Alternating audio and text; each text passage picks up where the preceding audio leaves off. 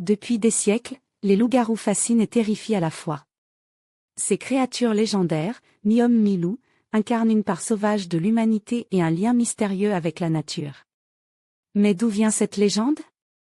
Le terme « loup-garou » provient du vieux français « garoul », lui-même dérivé du mot germanique « werwolf », qui signifie littéralement « homme-loup ». Les premières mentions remontent à la Grèce antique, où des récits parlent de Lycaon, un roi transformé en loup par Zeus pour avoir défié les dieux.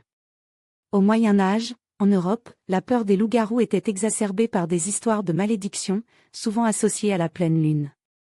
La transformation en loup-garou, selon la légende, peut survenir de plusieurs façons.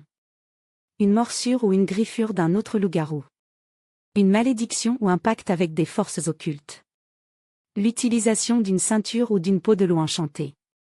La pleine lune est souvent vue comme le déclencheur, amplifiant les instincts primaires et bestiaux de la créature. En ésotérisme, le loup-garou symbolise l'ombre, cette part de nous-mêmes que nous cherchons à refouler. Il est l'incarnation des instincts bruts, de la colère et des désirs sauvages.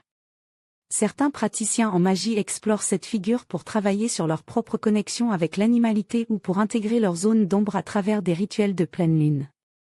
Au-delà des mythes, certaines maladies comme l'hypertrichose, croissance excessive des poils, ou le délire psychiatrique où une personne se croit loup pourrait avoir alimenté les croyances.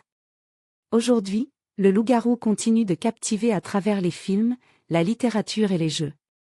Il est une métaphore de la lutte entre la civilisation et la sauvagerie, entre le contrôle et la liberté. Qu'ils soient vus comme des monstres, des victimes de malédictions ou des archétypes psychologiques, les loups-garous restent une figure riche et puissante dans l'imaginaire collectif.